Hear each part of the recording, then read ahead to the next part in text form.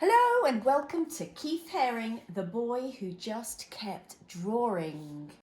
Art is for everyone. So here he is, Keith Haring, and it is written by K.A. Haring. That's the same surname. I wonder who she is. Let's have the blurb. What's it about then? There was a boy named Keith who liked to draw. He drew and drew until one day he was one of the most famous artists in New York City. New York, New York. But even more important to Keith Haring was sharing his artwork with everyone and making the world a better place. And all the while he just kept drawing. So there we go. And the person who wrote the book is his little sister. His little sister wrote the book. Okay, we shall begin. There was a boy named Keith. When he was little, his father taught him how to draw dogs and fish and funny things. His dad would draw a line, then Keith would draw one, and soon the whole page would be full. From that time on, Keith never stopped drawing. He just kept on drawing, look. That's a good idea. There's Keith as a little boy. It's a good idea, starting a line and then someone else finishing your line to make a picture out of, isn't it? Mm-hmm. In elementary school, which is primary school, while taking tests, Keith doodled on the edge of his paper. When he handed his work in, his teacher would ask, "Why did you doodle on this important paper?" Keith didn't answer. He went back to his desk and just kept drawing. Sometimes Keith invited his friends to draw in his backyard clubhouse. Keith made symbols and said each one represented a letter of the alphabet. His friends asked, "Why do you use symbols to write?" Keith drew more symbols. It was his way of answering their question. He encouraged his friends to join him. Ooh, look, it's a bit like Egyptian. As a teenager, Keith liked to draw in his bedroom with his music playing loud. He would draw on every piece of paper he could find. His mother had to yell over the music, "Why can't you turn that music down and go outside to ride your bike?" But Keith had sold his bike to buy art supplies. So he answered, "Look at the cool drawings I did." And he just kept drawing. He loved drawing. When Keith was in high school, secondary school, he won first prize for his art. A successful couple from town offered to buy his drawing. Keith said, "No, thank you. If you enjoy my art, you may hang it on your wall. No charge." He gave it for free. Keith's sisters were shocked. "Why didn't you take the money?" they asked. Keith shrugged. He just wanted to keep drawing. Keith graduated from high school and went to the big city of Pittsburgh to a school that would teach him about art. There were boys on the street trying something new, breakdancing. He liked the crazy shapes of their bodies as he turned and flipped on the ground. While the music played loudly, Keith started drawing wiggly lines. His teachers asked him, "Why are you drawing pictures that look like scrambled bodies?" "This is not what we told you to draw." Keith knew how to draw. He just wanted to draw in different ways. And he kept on drawing. Keith moved to the huge city of New York, where he was 20, so he could draw with other artists. He started to draw all over the city, on walls, on sidewalks, and on paper that he hung on lampposts. His drawings were washed away by the rain or torn down by street cleaners. Other artists asked Keith, "Why do you draw in places where your pictures are erased?" Keith didn't hear them. He was searching for another wall, so he could just keep on drawing. So he didn't mind if they were washed away by the rain. He just kept on drawing. Keith got a job delivering packages and sometimes rode the subway, which is like the underground.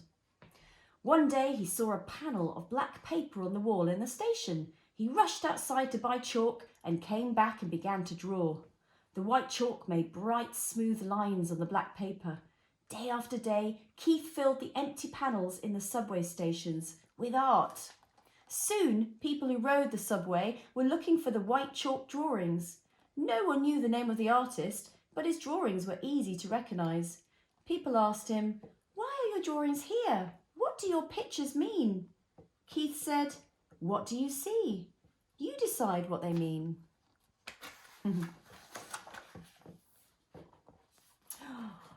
Where Keith lived, there was trash on the street, and people didn't always say hello to each other. One day, he and his friends cleaned up 20 bags of garbage, in front of a long wall. Then Keith painted square faces with smiles and body shapes dancing upside down. The neighbours liked the drawings and stopped to say thank you. A policeman came by and told Keith off. He lectured Keith. "Why did you do this? I have to give you a ticket because you didn't get permission." Keith paid the fine, and guess what? He just kept drawing. Hey, it's definitely cheered that wall up. Can you imagine just a plain, boring wall with a load of rubbish in front of it? What a great guy to do that, all those colours. Soon people wanted to see more of Keith's drawings, and he was asked to display his work in an art gallery. Art was hung from floor to ceiling, and in between he painted on the walls. Keith invited everyone to come and enjoy his work. All of Keith's artwork sold. The gallery owner asked him, "What are you going to do with all this money?" Keith said, "I read in the newspaper that there are kids who don't have enough to eat. I didn't have this money yesterday and I was happy. If I don't have it tomorrow, I'll still be happy. All children need to eat. I'll send the money to them." The gallery owner gasped. "Why?" Keith just smiled and started to draw again. Hey, what a lovely man. Hey, look. This reminds me of something, guys. Your t-shirt. My jumper. Look, it's quite similar, isn't it? Yeah. Keith Haring jumper. Pretty cool, isn't it? Yeah. I do love it. It's one of my favourites. Now people were inviting Keith to draw in famous museums and exhibit in galleries all over the world. He was proud that he had become a successful artist, but wherever he went, Keith insisted he paint a mural so everyone could enjoy his work, not just the people who had money to buy it. During a visit to Paris, France, Keith painted on the outside of a children's hospital 6 stories high. That must be here. That must be a children's hospital. 1, 2, 3, 4, 5, 6 stories high. That must have cheered them up looking out the window.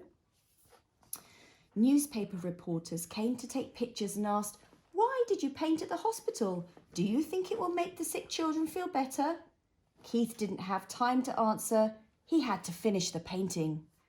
I wonder how long that took to do. Look, he has a proper crane and everything. Quite fun to paint big, isn't it? When the Statue of Liberty was 100 years old, you know the Statue of Liberty?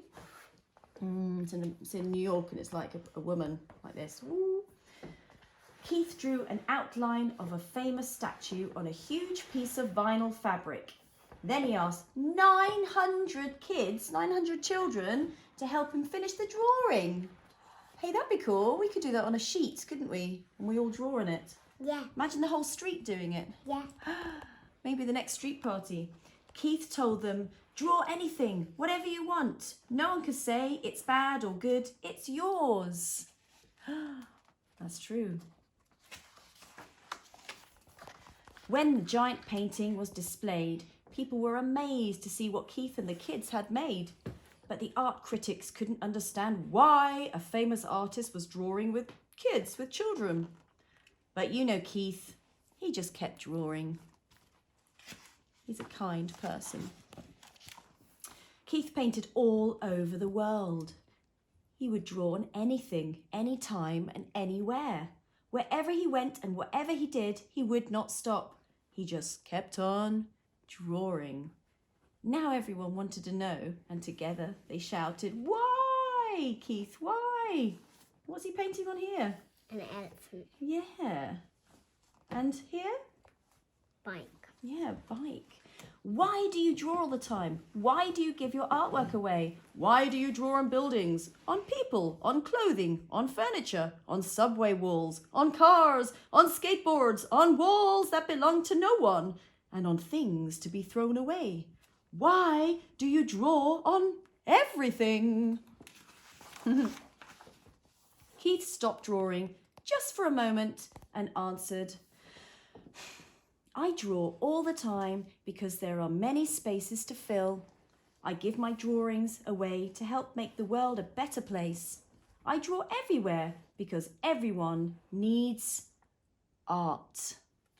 Then Keith turned back to the street, took a piece of chalk from his pocket, and just kept drawing. There we go. Oh, look, and there he is. So actually, that's him as a young boy, and that's his family, and that's Keith. And the person who wrote the book is called Kay, and she's at the bottom. So that's her. Right, look, here he is. Look, there's a picture of him. He looks funny. Yeah, he does look funny. He's in front of, look, he's so kind and so lovely, and he helped so many children, and he just wanted everyone to enjoy colour, didn't he, and shapes. Why is he not smiling? Well, a bit like Austin. Can you smile, Austin? Well, there we go. That's finished.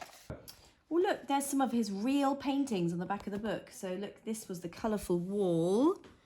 1982, Keith Haring created his first significant outdoor mural on a wall at Houston Street in New York City. There we are. That's where he cleared all the rubbish away and cheered up the whole street. And people said thank you to him. What else have we got? Wow, this one's really... 1976. Very intricate. Look at all those patterns and colours going on there. He had different styles, didn't he? Aha, 1981. And the dog. That's a bit like on my top as well, isn't it? Two people kissing. Oh, somebody breaking a stick. There's the elephant he drew on, and the bike. Oh, and look, that was outside the 6-story hospital for children. Oh, look, this is what he did with the children. 90 feet tall, 1986. City Kids Speak on Liberty. Wow. No, I love the way all his figures don't touch, but they leave tiny spaces. They all seem to fit together like a jigsaw.